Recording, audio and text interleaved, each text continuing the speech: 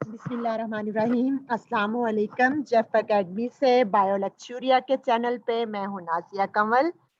आज का हमारा है PPSC assistant director wild life का एक और बहुत ही इम्पोर्टेंट क्विज नंबर 15, जिसमें जैसे मैं पिछले उसमें क्विज में भी आपसे ये डिस्कस मैंने किया था कि वाइल्ड लाइफ का जो है वो मोस्टली पोर्शन जो है वाइल्ड लाइफ का होगा, लेकिन उसके साथ साथ जो है वो वाइल्ड लाइफ से रिलेटेड जो है जिससे ज़्यादा से ज़्यादा एमसीक्यूज बन सकते हैं, ज़ूलॉजी से भी जो है वो शामिल किया जाएगा। जैसे पिछले क्विज में जो है वो पैलेंटोलॉजी और जू जियोग्राफी का पार्ट जो है वो शामिल किया था। इसमें जो है इकोलॉजी से रिलेटेड भी क्वेश्चन है और ज़ू जियोग्राफी से भी रिलेटेड क्वेश्चन है और वाइल्ड लाइफ से भी रिलेटेड है। तो बिफोर स्टार्टिंग क्विज, तो जो है आप क्या करें, आप सबसे पहले हमारे चैनल को सब्सक्राइब करें। जिन्होंने अभी-अभी जॉइन किया है, जो बिल्कुल नए हमारे चैनल पे आए हैं, वो इसको सब्सक्राइब करें, लाइक करें, बेल आइकॉन को प्रेस करें, ताकि हर नई आने वाली वीडियो सबसे पहले आप तक पहुंच सके। ज़्यादा से ज़्यादा हमारे चैनल को शेयर करें दूसरों के साथ, ताकि जो है वो भी इससे जो है वो बेनिफिट ले सकें। तो स्टार्ट करते हैं। कॉपी पेंसिल अगर आपने रेडी कर लिया है तो देखते हैं। Quiz number slide number 1। Zoo is an example of conservation. Zoo is an example of conservation. A पे in situ conservation, B पे ex situ, C पे in vitro, D पे in vivo. In situ conservation, ex situ, in vitro, in vivo। मैंने अपने lecture में भी जो है वो वाइल्ड लाइफ कंजर्वेशन के हवाले से पढ़ाया था, उसमें डिस्कस भी किया था किस टाइप की जो है वो कंजर्वेशन होती है वाइल्ड लाइफ के ऑर्गेनिज्म की। तो यहाँ पे है जी जू की जो है वो एग्जांपल है, वो पूछा गया है कि कौन सी कंजर्वेशन है। ए पे है इन सीटो, बी पे एक्स सीटो, सी पे इन विट्रो और डी पे इन वाइवो। तो अगर तो नेचुरल हैबिटेट पे जाके वहां पर कंजर्वेशन की जाए तो वो इन सीटो होगी। जू जो है वो मैन मेड है, एक्स सीटो कंजर्वेशन है। ये कौन सी कंजर्वेशन है? Ex situ. तो B option is the right option. Question number 2, wild life is asset. Wild life is asset कौन सा है? ए पे कल्चरल, बी पे इकोनॉमिकल, सी पे इकोलॉजिकल और डी पे domestic. Wild life is asset, cultural, economical, ecological, domestic. तो ये वाइल्ड लाइफ जो है वो कल्चरल एसिड है। इसमें ऑप्शन ए जो है वो राइट ऑप्शन है। Wild life is a cultural acid. Question number 3, human kill or poach animal to get। Human जो उसकी पॉचिंग करते हैं या हंटिंग करते हैं या किल करते हैं एनिमल के, वो क्या हासिल करने के लिए? ए पे टस्क, बी पे स्किन, सी पे ऑयल, डी पे ऑल ऑफ दीज। तो जो पॉचिंग है या इलीगल हंटिंग है या वैसे किल करते हैं ह्यूमन किल सॉरी, तो वो क्या हासिल करने के लिए? टस्क हासिल करने के लिए या स्किन या फर हासिल करने के लिए? सी पे ऑयल, डी पे ऑल ऑफ दीज। तो ये सारा कुछ है, ऑल ऑफ दीज ही है। हंटिंग करते हैं, जैसे एलिफेंट के टस्क जो है वो यूज किए जाएंगे। इसी तरह बहुत सारे एनिमल है जिनकी स्किन जिसमें जो है वो आते हैं, स्नो लेपर्ड है या जो है बियर वगैरह है, इनकी स्किन के लिए। इसी तरह ऑयल हासिल करने के लिए भी जो है, तो ये ऑल ऑफ दीज आएगा। Question number 4, the animal used for pharmaceutical experiment are. The animal used for pharmaceutical experiment are. Pharmaceutical experiment के लिए कौन से एनिमल यूज किए जाते हैं? ए पे डॉग, बी पे लाइन, सी पे एलिफेंट और डी पे माइस। ए पे डॉग, बी पे लाइन, सी पे एलिफेंट और डी पे माइस। तो देखते हैं कौन सा आंसर जो है वो सही है। माइस का जो है वो फार्मास्यूटिकल है या फिजियोलॉजिकल है, फिजियोलॉजी के हवाले से या कैंसर पे रिसर्च के हवाले से एक्सपेरिमेंट जो जब भी किए जाते हैं तो लैब में किए जाते हैं। तो लैब में माइस को जो है वो जो है उस पे किया जाता है। आप देखें डॉग और लाइन और एलिफेंट, इस पे तो लैब में वैसे भी दूसरा माइस को इजी हैंडल किया जाता है, इसका कल्चरिंग आसान है, रिप्रोडक्शन फास्ट है। तो नंबर ऑफ बेनिफिट्स, इसके बहुत सारे रीजन है। तो जो है सबसे ज्यादा हैंडलिंग आसान है, इसको कल्चर करना बहुत आसान है, यानी कि वहां पे ग्रो करना सॉरी जो है वो लैब में वो बहुत इजी है। तो माइस आएगा इसमें, D option is the right option. Question number 5, according to WWF, the major cause of wildlife destruction is exploitation, which is? According to WWF, the major cause of wildlife destruction is exploitation, which is? कितने percentage है? 8%, B पे 35%, सी पे 37% और D पे 40%। तो right answer देखते हैं जी, 37% इसका जो है वो राइट आंसर है। आगे अगली स्लाइड को देखते हैं। Question number 6, there is chance of wild life depletion by climate change. कितना परसेंट चांस है वाइल्ड लाइफ डिप्लेशन का क्लाइमेट चेंज करने का? ए पे है 5%, बी पे 7%, सी पे 9% और डी पे 10%। यहाँ पे हम हैबिटेट डिस्ट्रक्शन की बात नहीं कर रहे, क्लाइमेट चेंज करने से कितनी वाइल्ड लाइफ की डिप्लीशन होती है, 5% होती है, 7% होती है, 9% या 10%। तो वो देखते हैं जी कितनी परसेंट है। हाँ जी, 7% जो है वो क्लाइमेट के चेंज होने से वाइल्ड लाइफ की डिप्लीशन है। अगला क्वेश्चन है question number 7, DDT is involve in the process of. DDT जो है ये एक जो है वो स्प्रे पेस्टिसाइड है वो के तौर पर यूज किया जाता है। ये कंपाउंड जो है ये आपने बताना है कि ये किसके साइड इफेक्ट में ये क्या है, किसमें ये है डीडीटी इन्वॉल्व। ए पे है बायोमैग्निफिकेशन, बी पे एयर पोल्यूशन, सी पे म्यूटेशन और डी पे habitat loss. Biomagnification, air pollution, C पे म्यूटेशन और डी पे हैबिटेट लॉस। तो इसका राइट आंसर है जी बायोमैग्निफिकेशन। यानी इसको 1960s के बाद जो है बैन किया गया था, क्योंकि ये वजह है बायोमैग्निफिकेशन का प्रोसेस करता है, यानी ये इसके मालिक्यूल जो है वो पॉपुलेशन टू पॉपुलेशन बढ़ते रहते हैं। यानी कि वो डाइजेस्टिव सिस्टम में ये डेग्रेड नहीं होता, इसकी डेग्रेडेशन नहीं होती। ये एक दफा पड़ा रहे तो वो मतलब वो पड़ा ही रहता है। मीन के अगर प्रोड्यूसर से किसी जो है वो हर्बीवोर ने खाया है, हर्बीवोर से हर्बीवोर को कार्निवोर पे लिया है, तो ये इसका जो मॉलिक्यूल्स का लेवल है वो बढ़ता रहेगा, one trophic level to other trophic level. So this process is called biomagnification. तो ये डीडीटी किस में इन्वॉल्व है? बायोमैग्निफिकेशन में। Question number 8, average year acres of forest are destroy. कितने फॉरेस्ट जो है, कितने एकड़ फॉरेस्ट जो है हर साल डिस्ट्रॉय होते हैं? 60 मिलियन, बी पे 50 मिलियन, सी पे 40 मिलियन और डी पे 30 मिलियन। तो हर साल कितना फॉरेस्ट के एकड़ जो है वो डिस्ट्रॉय होते हैं? 40 मिलियन जो है is the C option is the right option. अच्छा आगे है the number of, question number 9, the number of birds and cats are affected bye.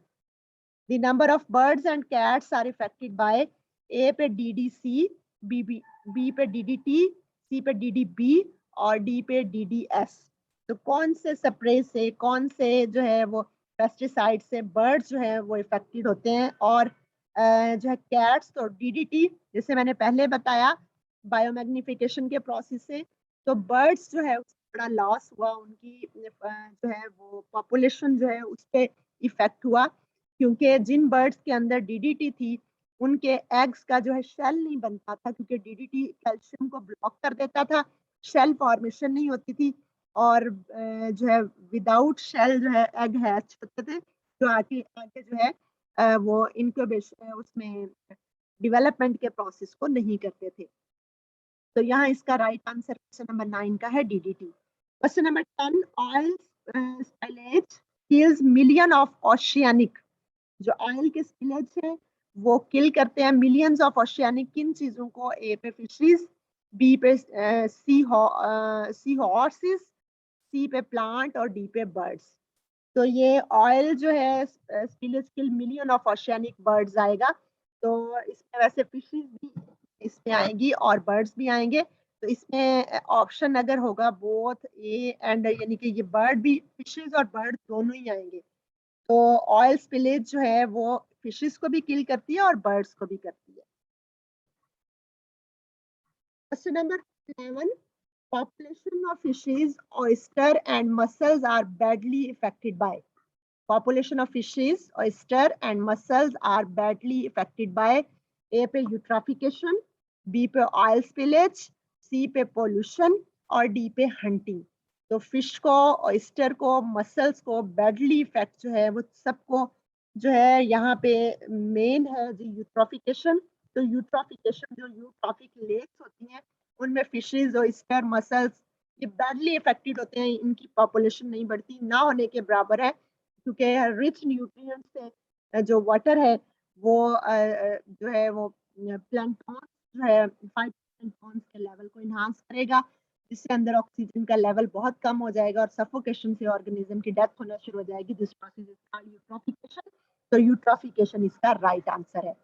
Question number 12, millions of wildlife were killed by wildfire in 2019. Millions of wildlife were killed by wildfire in 2019. A पे USA, B पे Australia, Austria, सी पे Australia और D पे Canada. तो 2019 में जो है wild life बुरी तरह मुतासर हुई थी वाइल्ड फायर से। तो किस में? ऑस्ट्रेलिया में 2019 में। क्वेश्चन नंबर 13 है, there are types of biodiversity conservation. कितने टाइप्स की बायोडाइवर्सिटी की कंजर्वेशन है? 1 टाइप, बी पे 2 टाइप, सी पे 3 टाइप और डी पे 4 type.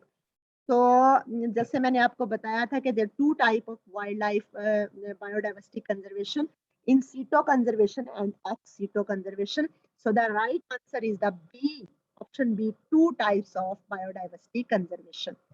Question number 14, higher number of biodiversity mean the sustainable life.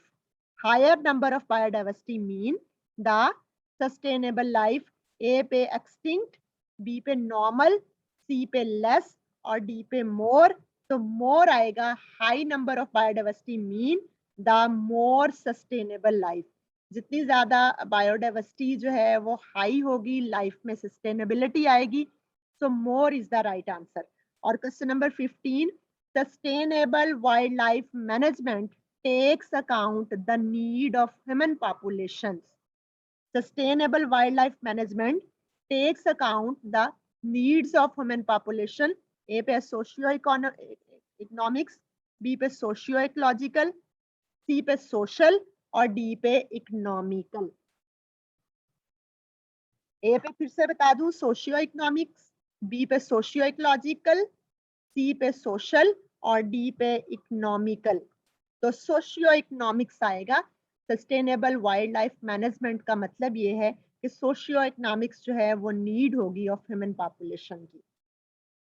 Question number 16 है जी, wild life is a resource. कौन सा रिसोर्स है? ए पे नॉन रिन्यूएबल, बी पे रिन्यूएबल, सी पे डिप्लीटेड और डी पे एक्सटिंक्ट। कि वाइल्ड लाइफ किस किस्म का रिसोर्स है? ए पे नॉन रिन्यूएबल, बी पे रिन्यूएबल, सी पे डिप्लीटेड और डी पे एक्सटिंक्ट। तो ये रिन्यूएबल रिसोर्स है, ऐसे रिसोर्स जो फिर से बन जाएं, यानी कि उनको हम, हाँ अगर एक दफा कोई वाइल्ड लाइफ की स्पीशी एक्सटिंक्ट हो गई है उसको हम रिन्यूएबल नहीं कहेंगे, लेकिन ओवरऑल वाइल्ड लाइफ क्या है? रिन्यूएबल, फिर से बन जाने वाली। तो wild life is a renewable resources. B option is the right option. Question number 17, interestingly of flora and fauna of oceanic island consist of endemic species. Flora और फाना जो है ओशियानिक आइलैंड का इंडेमिक स्पीशी कितनी percentage की है, ये आपने बताना है। ए पे 80%, बी पे 85%, सी पे 90% और डी पे 95%। के कितने परसेंट फ्लोरा और फाना किसी भी ओशियानिक आइलैंड की इंडेमिक, वहाँ की लोकल स्पीशी हैं, वहाँ की रहने वाली हैं, एक्सोटिक नहीं है। तो इसका राइट आंसर है 90%। चाहे वो गैलापागोस आइलैंड है, चाहे वो कोई और ओशियानिक आइलैंड है, वहां की जो स्पीशी है 90% वहां की एंडेमिक होगी।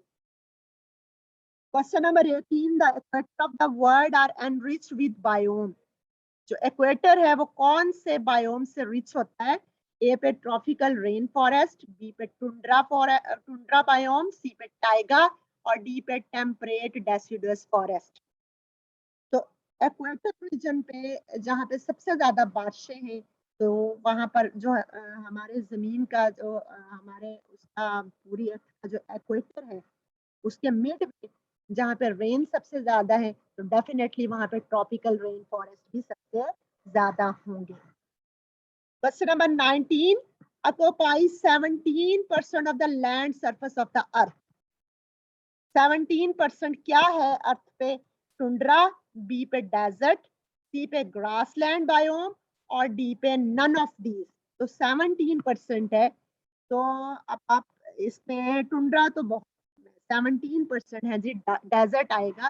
पूरी दुनिया में डेजर्ट जो है वो 17% है पूरी लैंड सरफेस ऑफ अर्थ की। और question number 20, the grassland ecosystem are present in region of Pakistan. Grassland ecosystem Pakistan के किन रीजन में सबसे ज्यादा है? ए पे इंडस रिवर डेल्टा में, बी पे देओसाई में, सी पे एबटाबाद या डी पे मालम जब्बा।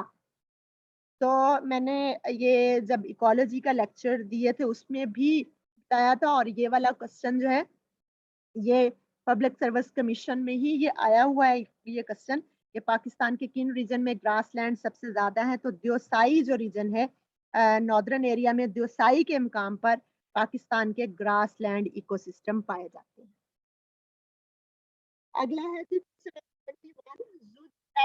First time given by. अच्छा, ये जो 6 जियोग्राफिकल रीजन थे, 6 जियोग्राफिकल रीजन, वो सबसे पहले किसने बताए थे? ये बहुत इंपॉर्टेंट क्वेश्चन है। सबसे पहले किसने बताए थे? ए पे हक्सले, बी पे डार्विन, सी पे वैगनर और डी पे अल्फ्रेड रसल वेलस। तो जू जियोग्राफिकल रीजन जो 6 रीजन थे, अब तो हम इसको 8 का नाम देते हैं, लेकिन सबसे पहले फर्स्ट टाइम ये जो है जू जियोग्राफिकल रीजन के बारे में या इनको इनको डिटरमाइन किसने किया था? तो वो है जी अल्फ्रेड रसल वेलस। और क्वेश्चन नंबर 22, द लार्जेस्ट जू जियोग्राफिकल रीजन इज? ए पे नियार्टिक, बी पे पैलियार्टिक, सी पे नियोट्रॉपिकल और डी पे इंडोमेलाइन। तो कौन सा सबसे बड़ा जो है जू जियोग्राफिकल रीजन है? पैलियार्टिक रीजन इज द लार्जेस्ट जू जियोग्राफिकल रीजन, जिसमें यूरोप का बहुत सारा हिस्सा आता है। तो पैलियार्टिक जो उसमें यूरोप, रशिया जो है वो आपको पता है दुनिया का सबसे बड़ा कंट्री है, तो इसके अंदर आता है। सो पैलियार्टिक रीजन इज द लार्जेस्ट जू जियोग्राफिकल रीजन। और प्रिमिटिव मैमल इज, सबसे पुराने जैसे एग लेइंग मैमल है, प्रिमिटिव मैमल है, उसकी जगह उसका होम है वो कौन सा जो है कंट्री है वो बताना है। ए पे इंडोनेशिया, बी पे न्यूजीलैंड, सी पे ऑस्ट्रेलिया और डी पे अफ्रीका। तो ये सबको पता भी होगा आप लोगों को, बहुत इंपॉर्टेंट क्वेश्चन है। ऑस्ट्रेलिया ये आएगा। ऑस्ट्रेलिया में एग लेइंग जो है वो मैमल होते हैं, तो ऑस्ट्रेलिया जो है होम है प्रिमिटिव मैमल्स का। और question number 24, also named as veritable museum of archaic animal. इस तरह भी क्वेश्चन आता है कि कौन सा जू जियोग्राफिकल रीजन है जिसे veritable museum of archaic animal कहते हैं? ए पे ऑस्ट्रेलियन रीजन, बी पे इथोपियन रीजन, सी पे इंडोमेलाइन और डी पे ओशियानिक रीजन। तो मैं ऑलरेडी बता चुकी हूँ कि जैसे प्रिमिटिव मैमल है तो यहाँ पे आर्चिक एनिमल का मतलब भी प्रिमिटिव आएगा। तो veritable museum of archaic animal किसे कहते हैं? तो वो ऑस्ट्रेलियन रीजन को। और लास्ट हमारा question, the national trust was formed in. National trust जो है वो कब कायम हुई? 1896 में, 1895 में, 1894 में या 1897 में? The national trust was formed in. तो 1895 में नेशनल ट्रस्ट जो है उसका उसकी एस्टेब्लिशमेंट हुई। बहुत इंपॉर्टेंट क्वेश्चन थे। मैं उम्मीद करती हूँ कि ये वाले सारे क्वेश्चन आप लोगों के लिए बहुत ही इंफॉर्मेशन देंगे, आपके लिए बहुत हेल्पफुल साबित होंगे। अपना बहुत बहुत ख्याल रखिएगा, हमारे साथ इसी तरह जुड़े रहिए। हमारा जो है वो जो हमारे ग्रुप में, व्हाट्सएप के ग्रुप में ज्वाइन करना चाहता है, नंबर आपके सामने है। अपना बहुत ख्याल रखिएगा।